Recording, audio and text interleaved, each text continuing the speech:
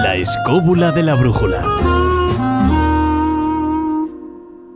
Pero que no sabemos exactamente, porque no tenemos fuentes escritas, qué es lo que se hacía en ellas. Ahora dice lo del Escorial. Una sería el caso de Ulaca, ¿Cómo le gusta el Escorial? el castro betón de Ulaca, en el que efectivamente tenemos un ara sacrificial, que sabemos que era un ara sacrificial, porque tiene sus cazoletas de sacrificios y que tiene su escalerita para que subiera el sacerdote, que no druida, porque aquí en Hispania druida no hubo colegio druídico.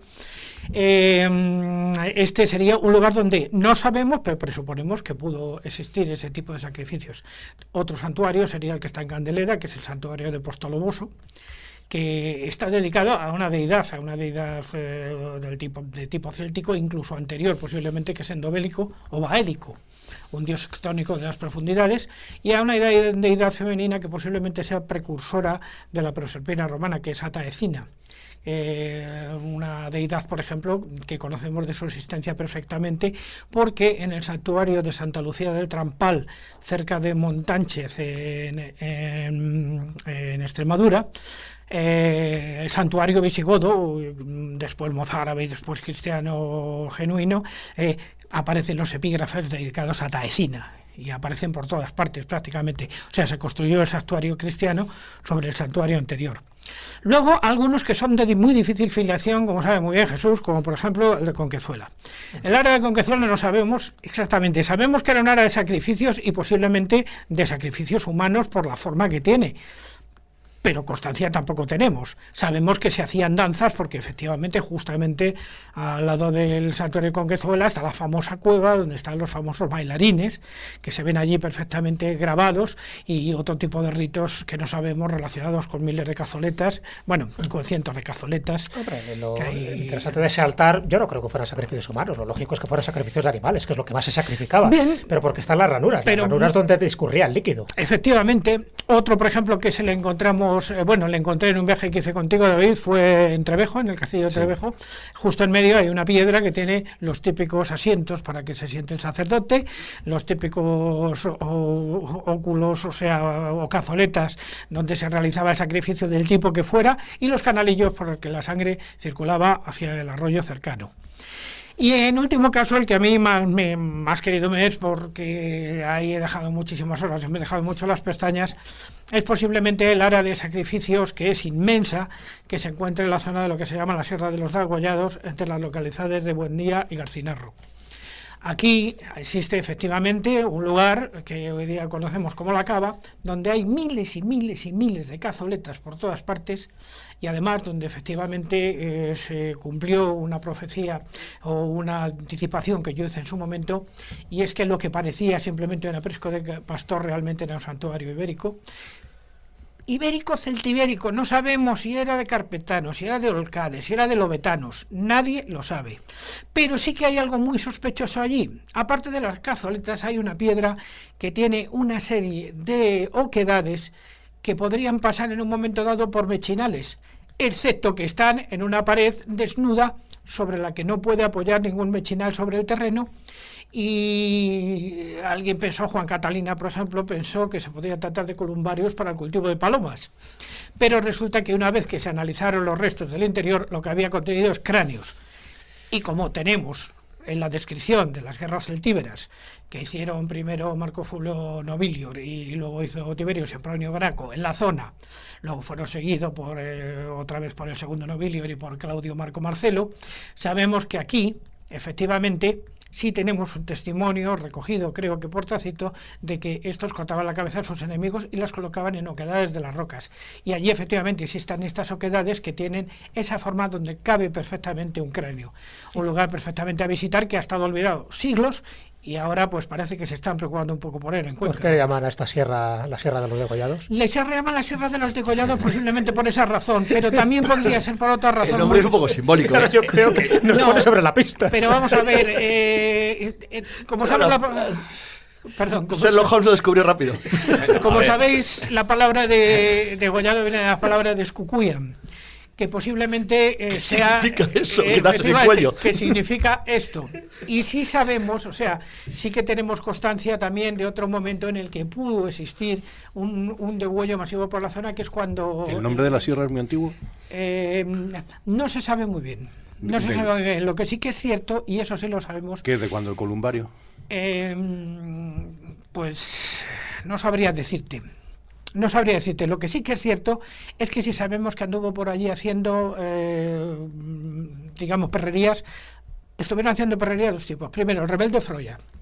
El rebelde Froya, que termina sus días en Zaragoza elevándose contra Recesvinto. Y sabemos de otro individuo que se llamaba Mosén Agraf, conocido del herrero, que también andaba por la zona hasta que le dio caza al Jaquín II y posiblemente les cortó a todos el cuello. O sea que cualquiera podía ser perfectamente los degollados de esta zona. Lo que es cierto es que se conoce el nombre desde prácticamente los primeros mapas que se levantaron, incluso desde la zona medieval, que además coincide con un terreno muy interesante que Carlos muy bien conoce, porque estamos hablando justamente entre la zona que está entre la supuesta ciudad de Recópolis, construida por Leovigildo, y la ciudad de Ercábica, la ciudad romana de Ercábica, que fue la diócesis visigoda más importante después de Toledo. ¿Pero por qué es donde vivían ellos? Maese, te quería hacer una pregunta. En todos los lugares, porque estamos hablando de, en uno de estos lugares tú has dicho que había miles de cazoletas, siempre que hay estas cazoletas en las rocas, es que es significativo de que esa era una zona donde se practicaban este tipo de si tenemos rituales. En cuenta que como en el Bierzo están alineadas hacia una cierta montaña, hacia un cierto momento astronómico muy concreto que coincide con los solsticios y con los equinoccios, que además existen restos de grasa, no sabemos si de animales o de personas, y que además... Pero eso puede ser posterior, evidentemente. No. La única cuestión es saber si eran personas o no, pero el resto... Porque existen allí unas rocas, unas pequeñas rocas que contienen los dibujos de las raederas, que son de la época de los que llamamos tipos simancas, o sea, que fueron coincidentes con las guerras celtíberas. Con la primera guerra celtíbera en concreto, sabremos que fue Tiberio Sempronio Graco el que conquista Arcábica se llamaba por parte de quien fueran, carpetanos o quienes fueran, y sabemos que fueron expulsados de allí. Y efectivamente existen los dibujos de esas raederas que sirvieron para construir el santuario. Por lo tanto, los arqueólogos, en concreto no yo, sino los arqueólogos de zona como Miguel Ángel Domínguez, Miguel Ángel Martínez, creo que se llama, no recuerdo exactamente el apellido ahora mismo, afirma, y creo que con toda la razón, que efectivamente estamos ante un caso de un altar de sacrificios posiblemente humanos, o no sabemos de qué tipo, pero sí lo que es cierto es que estaban relacionados de alguna manera con un desarrollo posterior de la zona que llega hasta la época de los visigodos. Bueno, contestando a la pregunta de David, cuando hay cazoletas o hay petroglifos, y ya no digo si hay algún monumento megalítico cerca, no quiere decir que haya rituales sangrientos, lo que quiere decir que es un lugar sagrado y que posiblemente tenga que ver con la astronomía. Yo no sé si, creo que sí, que has estado por ahí, Maese, por la zona del condado de Treviño, cerca de Burgos. Sí. Sabes que allí está el pueblo de Miruri y al lado el desgraciadamente famoso Ochate. ¿Has estado por la zona? Sí. Conozco la zona y conozco los eremitorios visigodos de la zona. Claro, además sabes que cuando tú vas subiendo hacia lo que es Ochate, hacia la ermita, te encuentras por el camino una serie de rocas donde hay excavado en la misma roca huecos para enterramientos, lo que parecía ser de niños.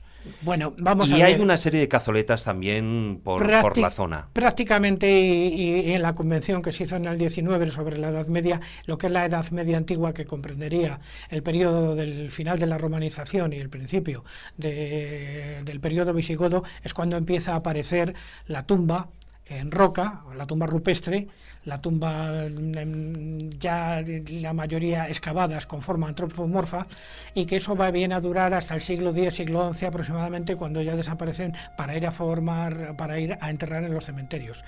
Durante esa época, durante esos años, que se correspondería fundamentalmente con el periodo visigodo y un poquito después, incluso con la llegada en el 711 de los musulmanes al centro de la península, sabemos que se enterraba de esa manera, porque es que son miles los testimonios que tenemos, y en concreto a este lugar de la Sierra de los Degollados, la parte que tiene las tumbas de forma antropomorfa, donde hay muchas tumbas de niños, pero no solo de niños, sino de monjes y de juntas así, lo llaman significativamente hoy día los lugareños el muertere o el morte. Y hay varios mortes por la zona, pero vamos, las necrópolis rupestres las tenemos en Duratón, las tenemos en San Pozuelo de Berlanga, también las tienes alrededor de la en el Carpio, las tenemos en Conquezuela, la sitios. parte alta de Conquezuela. Claro, las tienes. Era una forma de enterrar que tenían en aquel momento, pues no sabemos exactamente, mira, porque como no hay documentos, solamente tenemos a Juan de Víclaro y tenemos a San Isidro de Sevilla, no sabemos exactamente y tampoco es que nos digan demasiado.